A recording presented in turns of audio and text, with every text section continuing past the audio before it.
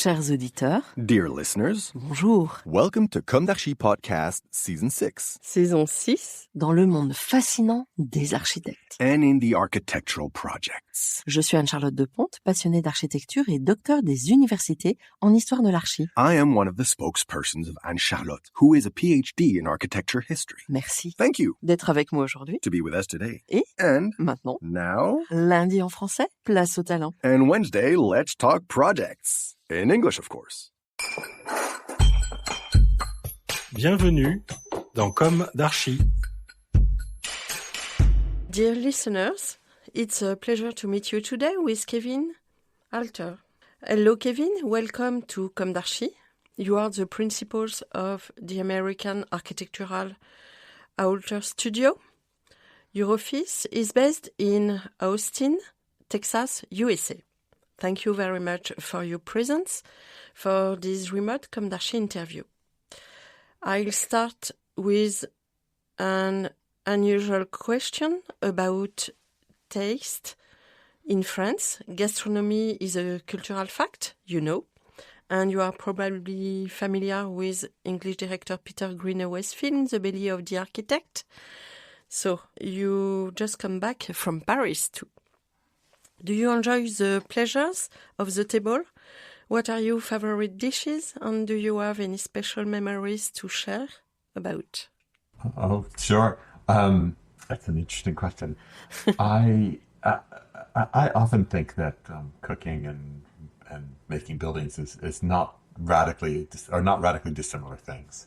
And I do love the pleasures of the kitchen, as you put it, and eating and I think, oh goodness, maybe the thing that is so interesting about making food in some ways is that it's always a one-off performance, that one makes something and it's never the same the next time, and that it has to do with both the ingredients and how they're put together. And I think that's very much like the performance of an active building. And so I love to cook, I love to eat, and of course to be in Paris, that was a highlight of my time there. It seems like everything is always better. We have lovely croissants here, but not quite the same as in Paris. Any special memories? I think my favorite memories from this past trip, I've been to Paris many times. It's a beautiful and compelling city, but I think from this trip to do with food, it's really from the boulangerie. It's going down to the embankments of the Seine and eating a baguette or pain au chocolat or something like that. and as much as the restaurants were lovely, it's actually in many ways I think so much nicer to have something kind of simple and very well done. And I can't remember, there was who was the writer who spoke about English literature, but it's something like a simple phrase well written is one of the great pleasures. And I think that it was like that with food for me. It's like something not overly complex, but very well done. And it's like that with buildings as well. Okay, let's start at the beginning and take a look at your journey. How was your childhood? And where did you desire for architecture take roots, perhaps in your childhood? What did you study? And when and how did you start your activity? So, a lot of questions. It's a lot of questions, and you have to ask again if I leave some of them out, and you have to be careful. I'm also a professor, and professors can speak for a very long time about very little indeed. I think for me, architecture didn't come into my childhood so much. I grew up in New York.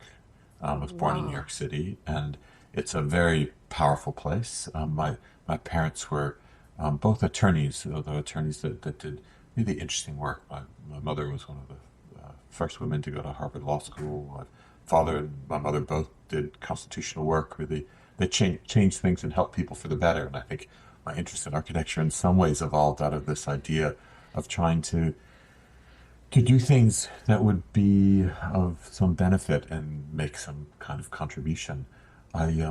I went to a really lovely college. For me, I went to a liberal arts college and then to graduate school in architecture. And the college I went to was a place called Bennington College in Vermont. And there were very few students. 600 students. There were no grades. It was a very kind of alternative school where one decided one's own course for how you pursued your education. And there was one architecture teacher there at a time, and each of them came from the Architecture Association in London from a certain period of time when Alvin Boyarsky used to run that school. So people like Graham Shane and Robin Evans and Patrick Beale were all these kind of influential teachers for me, taught in the fine arts program, and they were people I admired and enjoyed their company and their kind of teaching. And I think in many ways they were the kind of inspiration for architecture being something that could both be a pleasure and important. I think that in many ways that was the kind of first interest and exposure to the discipline of architecture. Obviously, I had 18 or 20 years of living in the world and experiencing architecture, but that was the kind of first time that I really got interested in it. And I thought all architecture teachers at that point were both fountains of knowledge and wonderfully generous. And I then went to Harvard for graduate school, which was an amazing experience. There was a man named Rafael Mineo that was running the school at the time, and I studied with him. I did my thesis with him, and that was an extraordinary school, but it was not that kind of place where the faculty were so generous necessarily. It's like the greatest library in the world, though, with the sort of the most extraordinary individuals and opportunities for exposure. And I think that was also terribly influential for me to see the possibilities. In the late 1980s, when I was in graduate school, I was there from 1986 to 1990, the work in the United States was less interesting than what was going on in Europe. And I think I had a lot of exposure to things going on in Spain and France and Portugal, Germany, Switzerland. That was very exciting. And I had many teachers from there and went to go see the work with a kind of eye towards the kind of excitement going on. And that kind of really, spurred my interest. I think I was also really interested in teaching, and so I started teaching at a relatively young age, only a year or two after I finished graduate school, and I started practicing out of my out of being a professor first.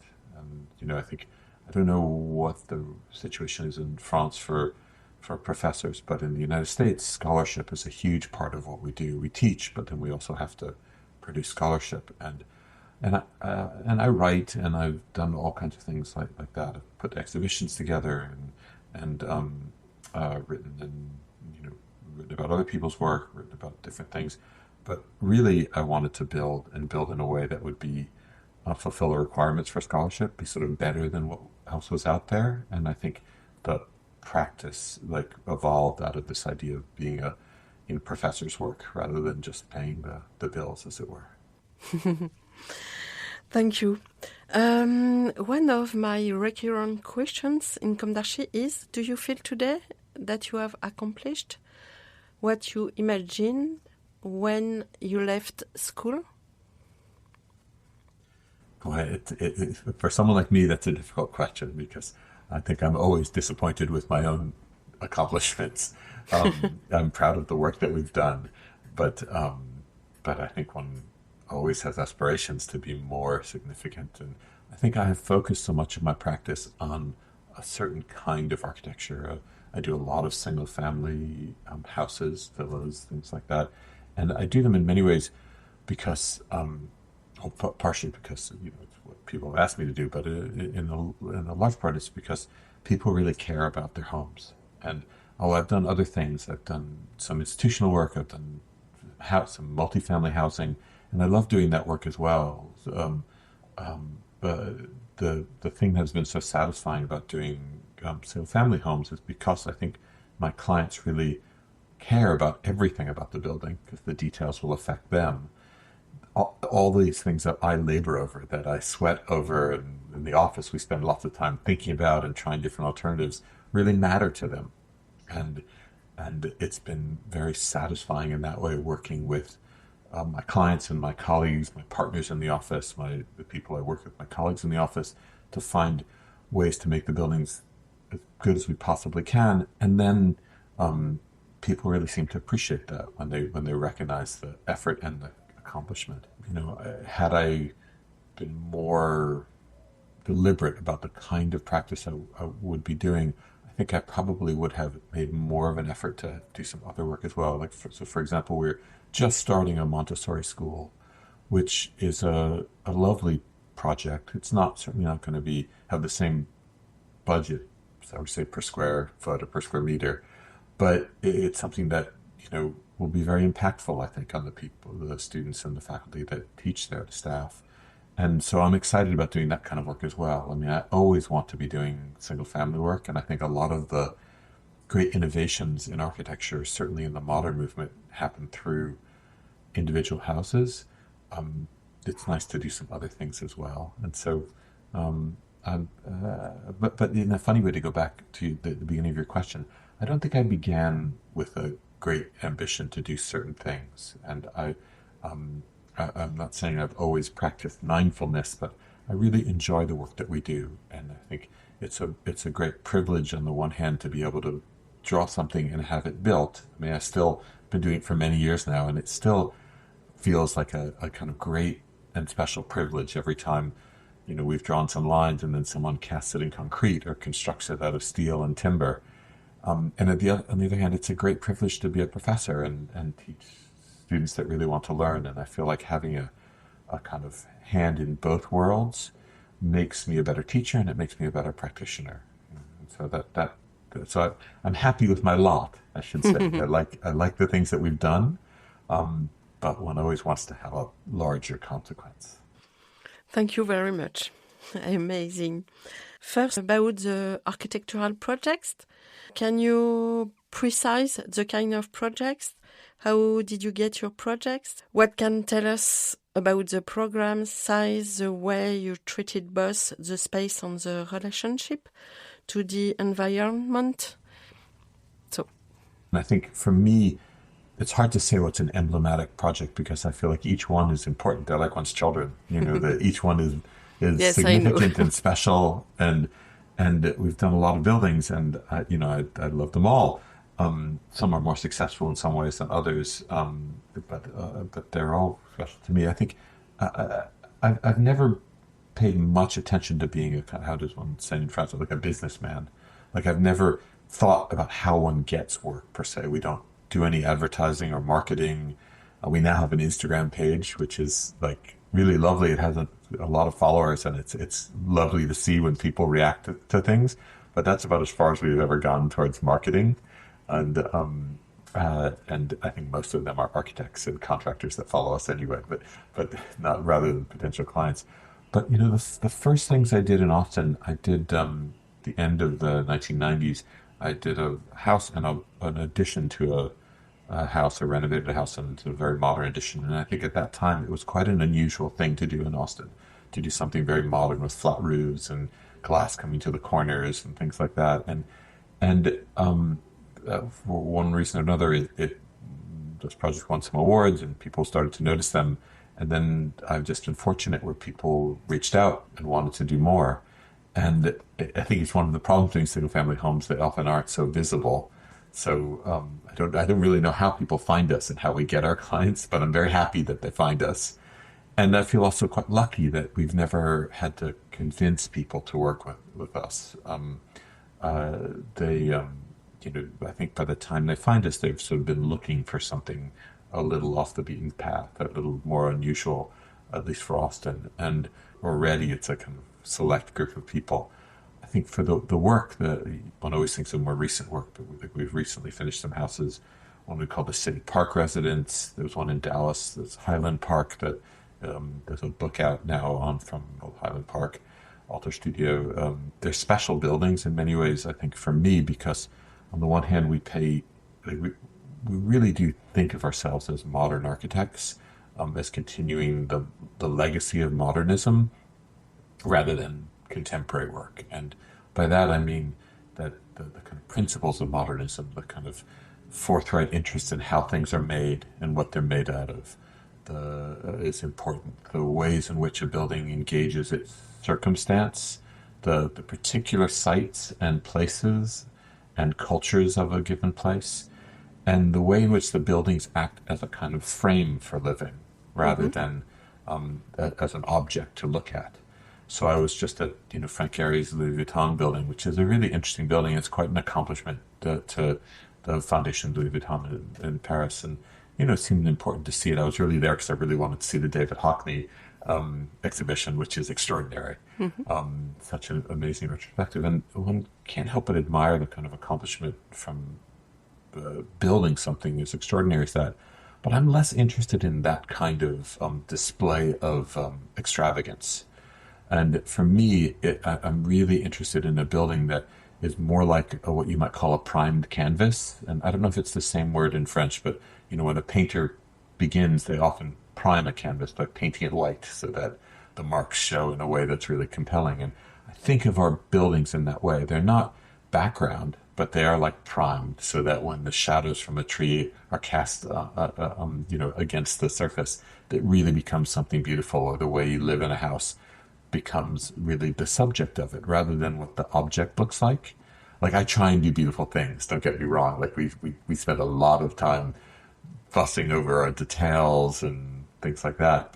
But really, the buildings are most compelling in use and in a larger circumstance in relationship to the foliage. And so in Austin, I moved to Austin 34 years ago almost, and I'm still amazed at the particular circumstance. It's a special part in Texas. It's very green.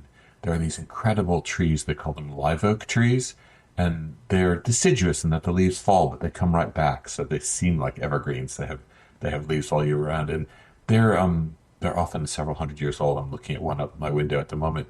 And the branches, because it doesn't really snow here, the branches go horizontally for, 40 feet. What would that be?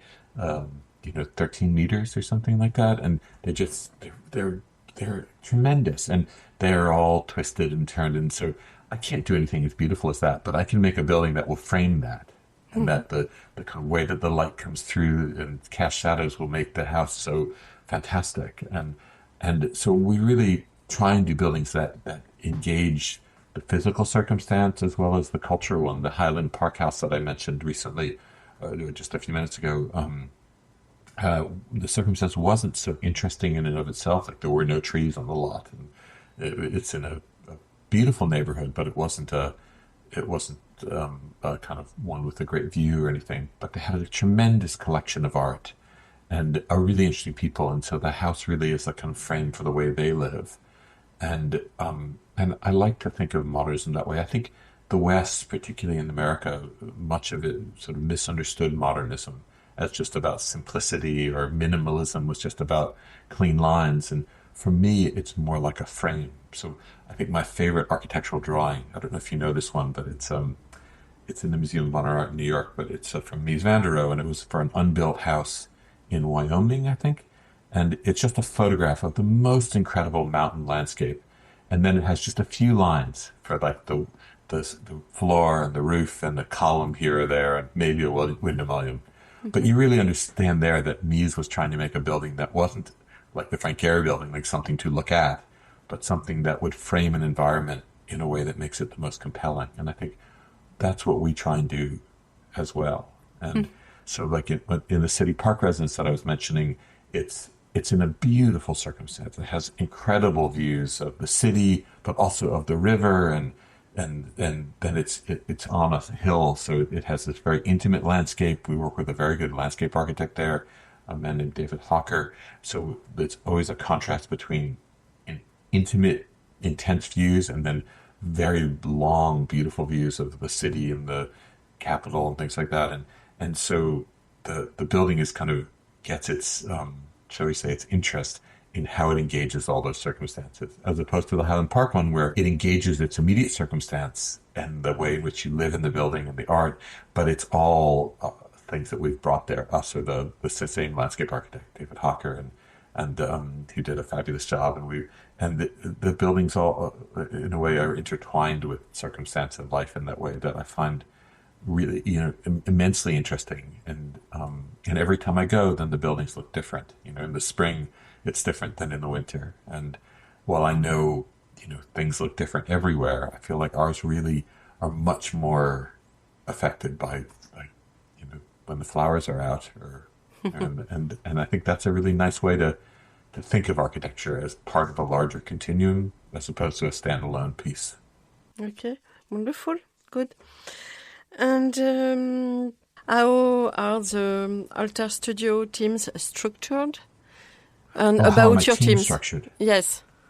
Thank you for asking that, because I usually like to start these things with talking about it. So my firm, it's called Alterstudio Architecture. So because it began with just my name, and Yes. actually it was the kind of thought. I remember working for a client early in my career who said he didn't like working for those firms like that had a funny name, because he wanted the architect's name to be out on the sign outside. So if it was an ugly building, the architect would be embarrassed. And I thought, didn't have a name for my firm, so I just said, okay, it's called Alterstudio Architecture. But it really is misnamed at this point, because I have two partners, Ernesto Carnolino and Tim Whitehill, who are amazing. Ernesto was a student of mine when I first started, but he's a far better architect than I will ever be. And Tim is similarly like an amazing architect, much better than I am. And they worked for me for a while, and now they're equal partners. And so really, the firm it's not about me. It's really about the collective group. And there are 12 or 13 of us in the office, and many people have been with me for many, many years. Someone's been with me for more than, in addition to Tim and Ernesto, Matt's been there for 20 years. I mean, like extraordinary people. And I think in many ways it's a collective enterprise. And I should say I have a twin brother, and very fraternal. He's a professor, but he's a philosophy professor. So he's interested in the immaterial world while I'm interested in the material world. But I think I came into the world with this kind of desire to be gregarious with working with people. And I think one of the real pleasures of being an architect is it's always a kind of collaboration with others, certainly with clients, with contractors, with consultants. But in the office, all of the work arises from many hands. And and I think the pleasures of it are that it has a kind of complexity and richness that I don't think it would have if it were just my vision. And so we structure the teams. My partner Ernesto and Tim and I kind of try and we work on everything together. So it's not an office where I will work on one building and Ernesto will work on a different one. Rather, all three of us work on all of them. We have different skills we bring to bear. Ernesto is a technical genius, and so of course we want him on everything. And Tim has a beautiful pencil. He can draw things so beautifully. And so of course one wants him to look at everything. But then the people in the office are also really brilliant. We have I suppose I'm fortunate in that because we win awards and get published, people want to come work for us. So we get to choose from the best people. And then they're really lovely people. Like they're kind of extended family for me. And I think to me, I really like at the university. I've been there a long time. I have a kind of endowed professorship. But really, I have a beautiful office at the university. But I prefer to spend my time in my other office in many ways because I get to work with the people. And if we were there, you'd see like I don't have a private office. We're all in one big room, and it's more like an artist studio in that way. So that even if there are only 3 or 4 people working on a given project, others get involved. And in fact, every week we set things up where we go through the projects. And so everyone can learn from each other's projects, but also, we get their insight. And in many occasions, someone not working on a particular project will offer insight, that changes the projects for the better. There's a man in the office named Will, who's just an amazing young architect. And every time he kind of adds some input into a project, it's like, well, of course we want to do that. Or I have a woman named Haifa Hamami, who's our director of interiors. And so we have her on every project as well. So we feel like, while we work with interior designers often, we feel like we want to draw everything. And so if it's attached to our building, if it's the tile or the paint or the plumbing fixtures, they're all part of what we do. And so it's all on our drawings and it's all like part of our thing. And so, Haifa has a great influence on the character of all of the spaces that we do. And as does everyone. And so it's you ask how we structure our teams. We try and find people's interests. Some of the people in the office are more interested in working on kind of fancier, more precise things. Other people are interested in things that are a little more economical, like for more regular people. And we try to do that, but really, it's a collaborative effort on everything. And sometimes it takes us longer to get some things done sometimes because we have a lot of people working on them. But I think if I had my druthers, I'd rather get paid by the hour for everything. I think we would make more money. But for us, it's really like, in the end, it's like what I said earlier. The practice started from the perspective of being a professor's scholarship. And we want to do work that is better than what's out there and as good as we can possibly do. And that usually just means it takes more time.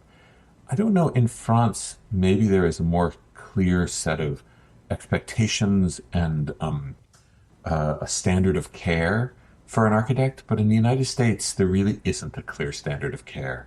Some architects do things very quickly and the contractors figure out a lot of the work. Some architects are the other way, where they do everything is drawn. We're a little bit more like the latter. Well, in fact, we are very much like the latter. We're obsessive, and we draw everything in every condition, and we try and consider everything so that it will perform well, and so it will be as handsome as it can be, and as sustainable as it can be, and I think it just takes more time, and so it's nice to have a lot of hands on things. Perhaps in America you are still free, and yes, in France we care about a lot of things, but sometimes it's very much. We have a lot of regulations. Sometimes it's very, very complicated for the architects. Yes. And in America, you have a lot of spaces. Here we live in little spaces and more little spaces. So I think it's very different, in fact. Yes. But it's one of the things that's so beautiful about Paris. You live we were staying in a friend's apartment on Ile Saint-Louis.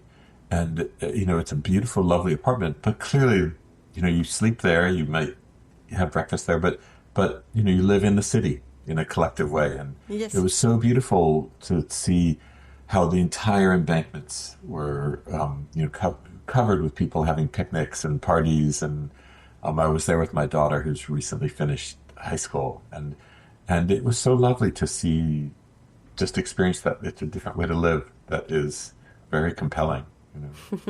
But I understand there are, and we try to, in our own work, we try to do things as to the highest standard we can, even if it's not compelled by the state. Yes. So I see in the screen a lot of books around you. Yes. I love books. I mean, it's one of the pleasures of being involved with academia. One is it's my job to know about the world, and really there's beautiful buildings and compelling things all over the world. But it's nice to have them surround me. I like things. Well, we do quite minimal buildings. I think you are the curious. Artifacts really. I am, and I like buildings. I like, it's a lovely. I know Rodin well, but every time I go to Paris, I go to the Rodin Museum. It's so lovely to see these things again. It's lovely to be surrounded by all of my friends and heroes from in architecture and literature, and it's nice to look around my office and be surrounded by them. Okay. I know they're a thing of the past. People are doing everything digitally, but I like books. I like the hold something. Yes, thank you. How does Alterstudio firm based in Austin interact with the city of Austin and with the state of Texas itself? Can you precise? Sure. I mean, we the work is always. I feel like it's always about its place, and much of our work has been in Austin, although we do work in other places as well. And we just finished a building in Atlanta, Georgia. We're working on something in Palm Springs in California and North Carolina, something in Japan. And I feel like all of our work is trying to, a place called Niseko in Japan and on Hokkaido. And I think all of the work tries to understand its place and bring our, shall we say, our eyes to it. But in terms of working with the city and the state, of course, one pays attention to all of the regulations, and then I think there's always something interesting about the sort of knowledge of a place and the things that they care about. So the building I mentioned earlier, the Highland Park one, is in the city called Highland Park within Dallas, and it had very clear regulations that were really designed to make buildings kind of villas with a big green lawn leading up to them, and it was interesting to work with all of their codes, but to create something quite different. And I think we're professionals. I feel like people spend a lot of money and a lot of effort, and we don't take any of it for granted. And I feel like our clients expect us to do things with aplomb, as professionally as possible, and that meets all the regulations and better, exceeds them, but also that create something different.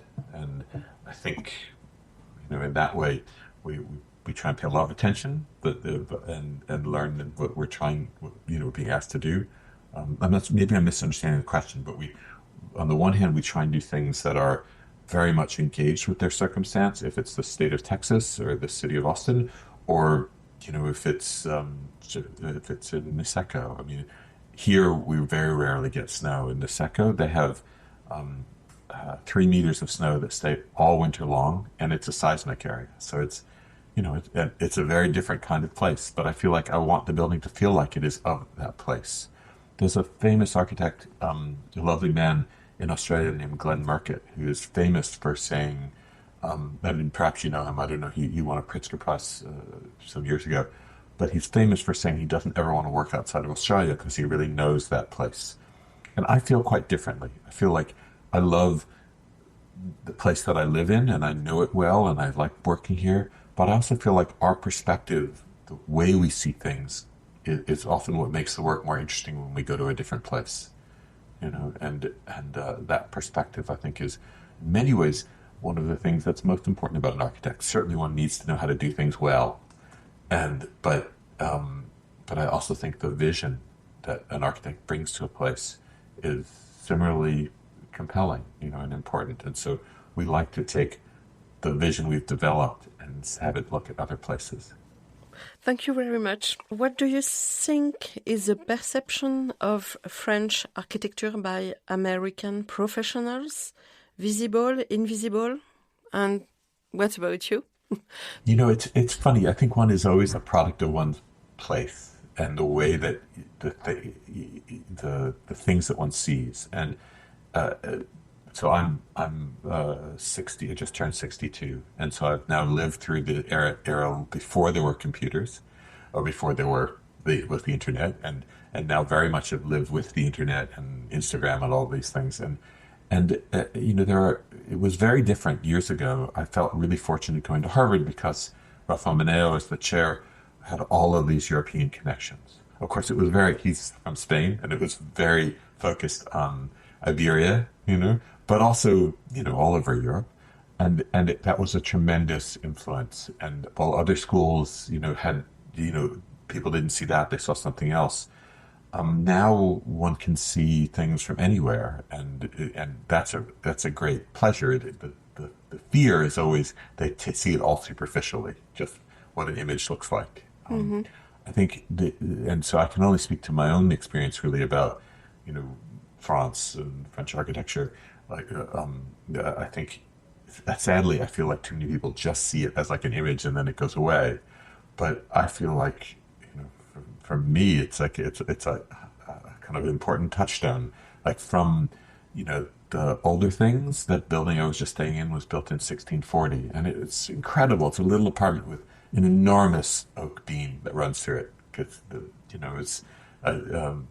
it was kind of a tremendous building, and to think that it's almost 400 years old, it's incredible.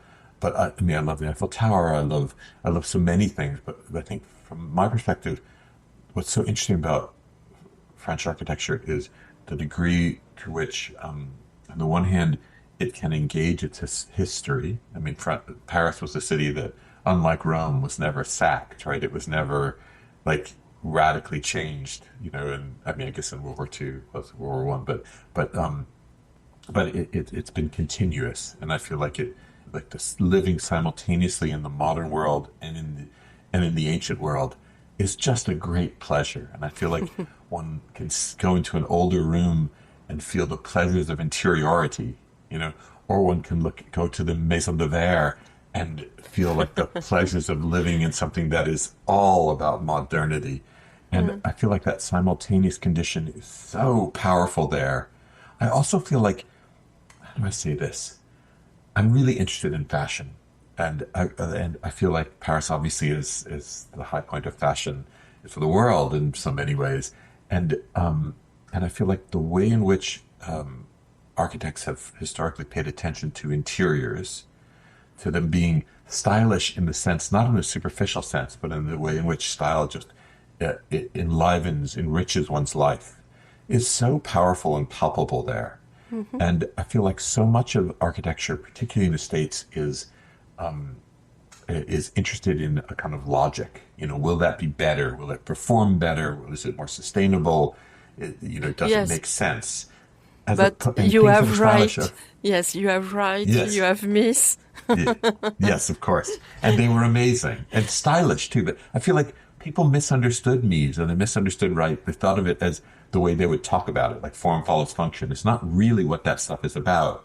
It's actually, it enlivens one's world. And so I think for me, like, I love the way in which there's an expectation that the physical environment will make the way you experience it better. You know, in the same way, wearing a kind of, I imagine, wearing something from, Givenchy or Chanel or something would make one feel, not just that one feels elite or something, but that you just feel better walking around in something from there. And I feel like that's really palpable in Paris. And I think, sometimes it's less interesting when it's more superficial, but I feel like it's really, you see it everywhere. Like, people really care about their environments. And then they go back and forth between this world that is ancient and contemporary. And that I really appreciate.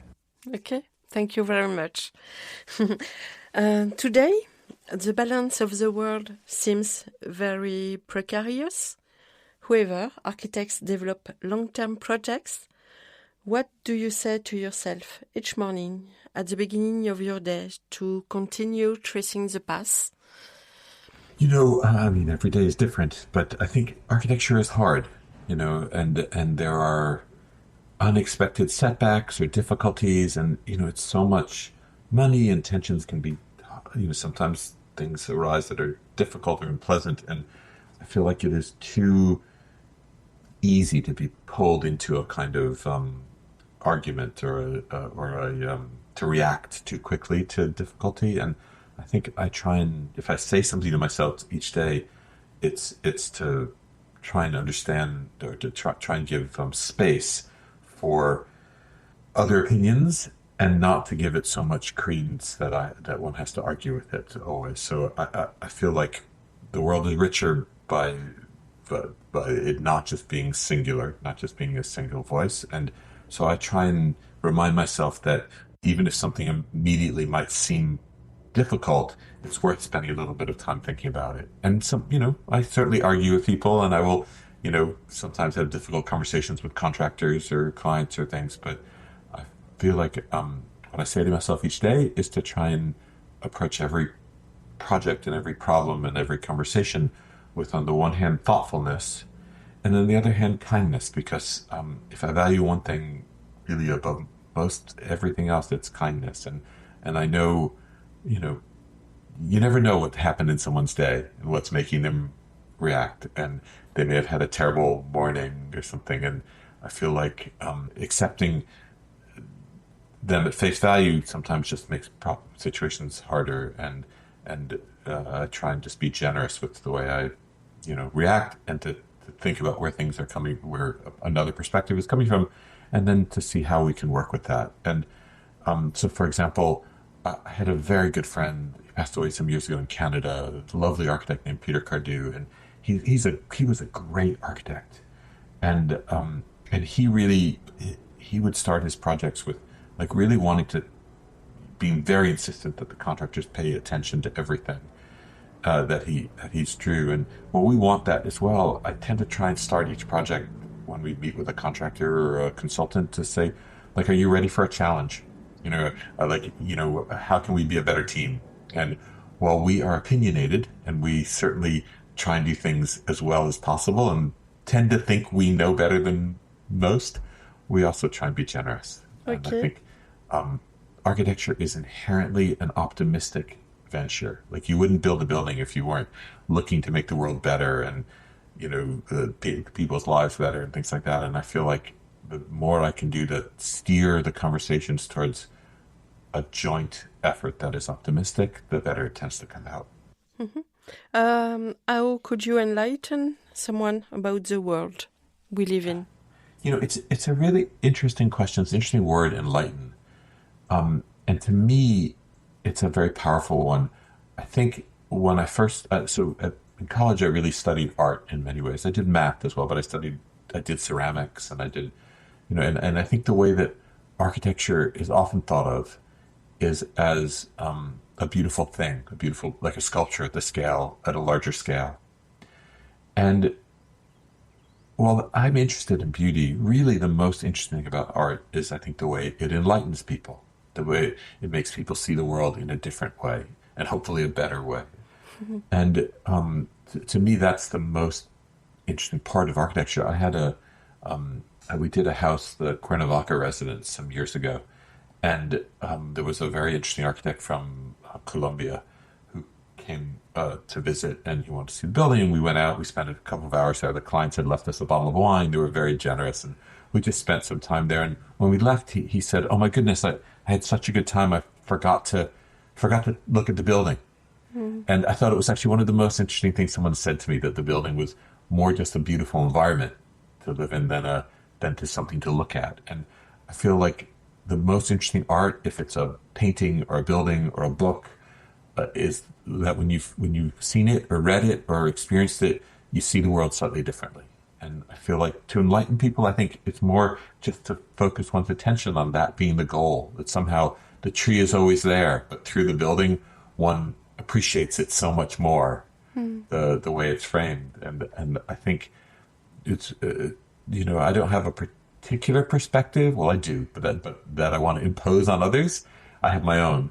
But I feel like the most interesting thing is how one participates in a way that allows the experience of the work of art to enlighten the people that experience it. Okay, thank you. Mm-hmm. And at Alterstudio, how do you imagine the world of tomorrow?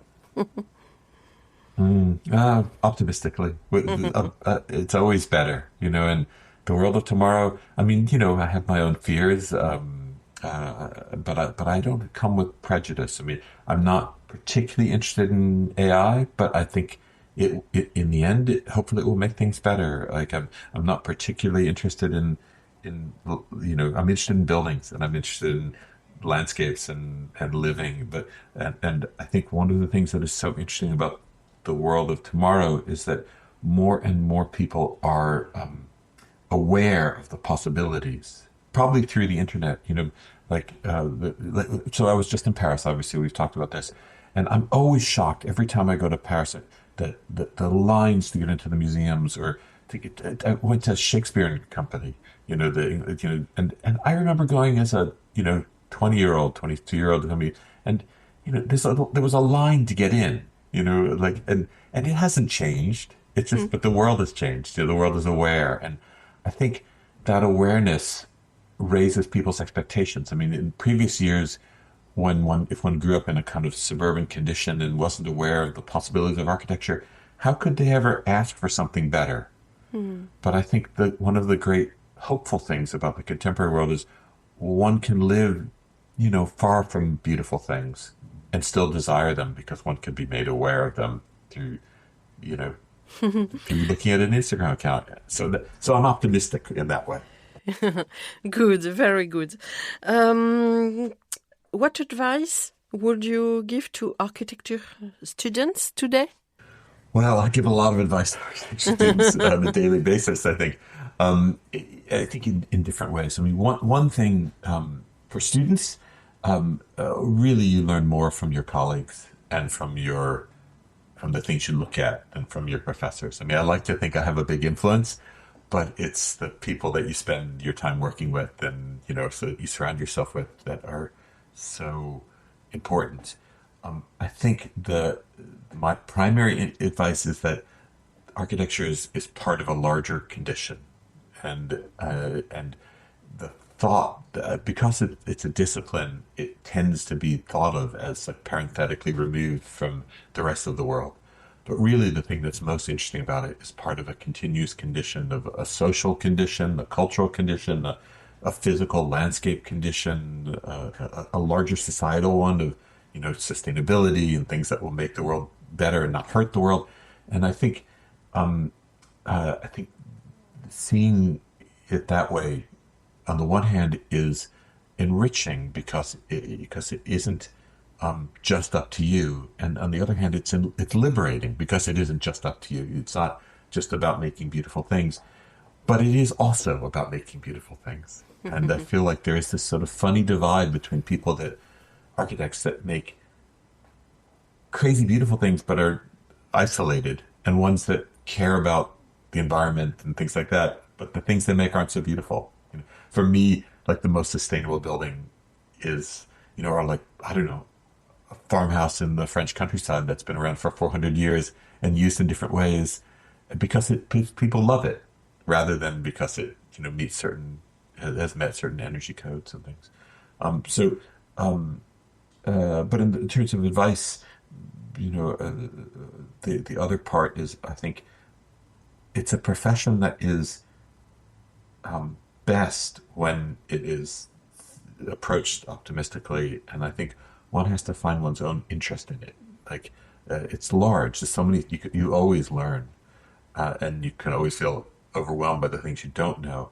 But if one starts to identify the parts of the field that a student or an architect really, really resonate with them, if that's the crafting of something, you know, the sort of joinery, the way in which things are made, if that's the professionalism with which teams are organized, if it's the way in which it engages the kind of financial world of making money, or the kind of atmosphere, I feel like it's really important to identify those things and then have them lead your interests, because I feel like too many students approach the field following what they're taught by their professors or by the offices they work in. And the field is so large. In my office, I don't know, it's because we work on smaller things. It doesn't really matter how professional it is in a funny way. But a big building that's, you know, $200 million or more, like, it really makes a difference how efficient it is. And I feel like you certainly don't want to bankrupt your client by, you know, little mistakes of inefficiency. And I feel like they're all interesting things. And I feel like students often wait to be told what to do rather than to lead with their own interests. And of course, one is happier if one is doing work one is interested in. Okay.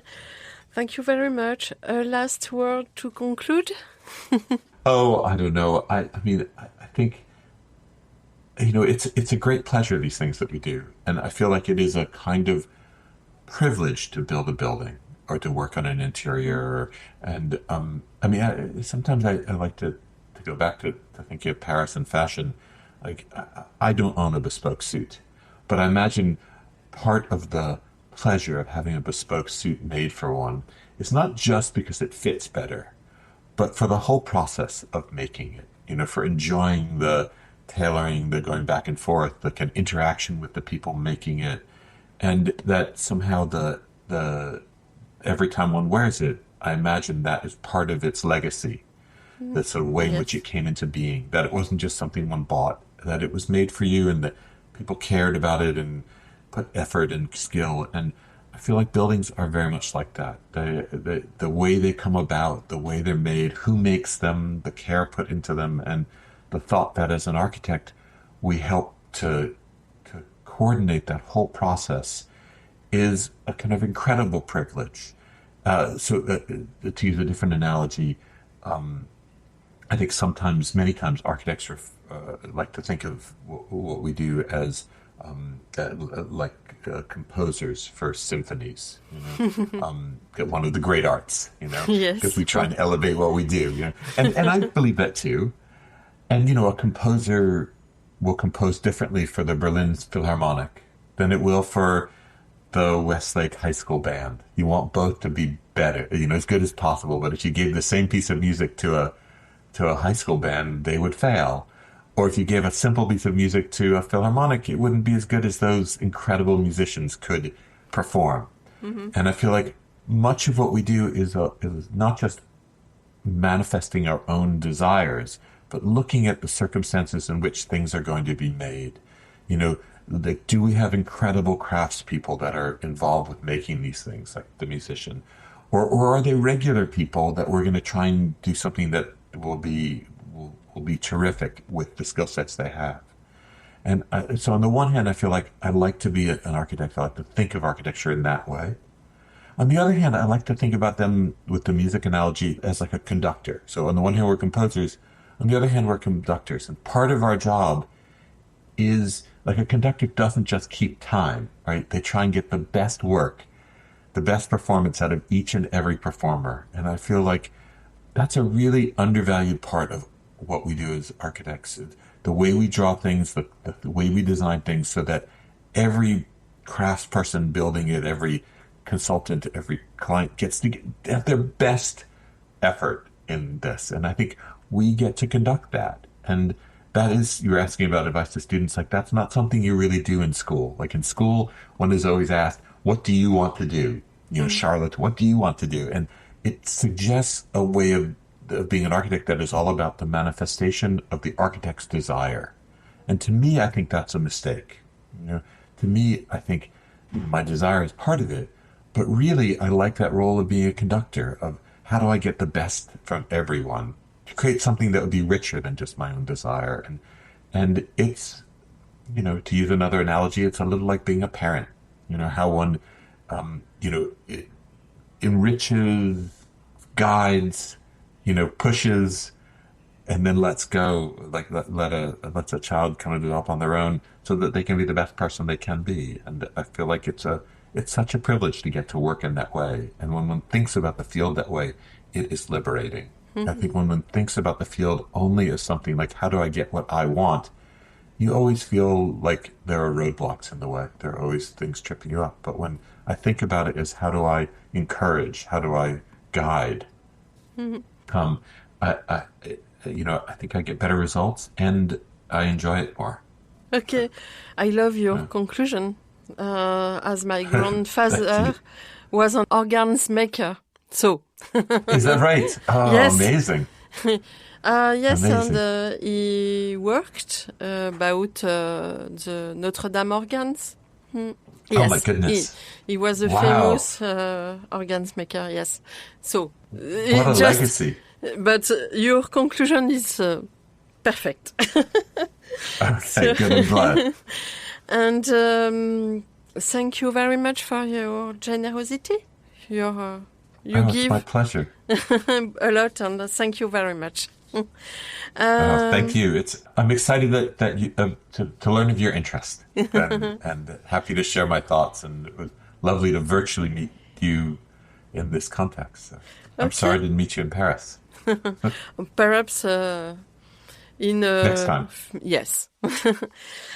Dear listeners, thank you for tuning in. Let's meet again next week for a new Comme d'Archi in English. And until then, take care of yourself. Goodbye.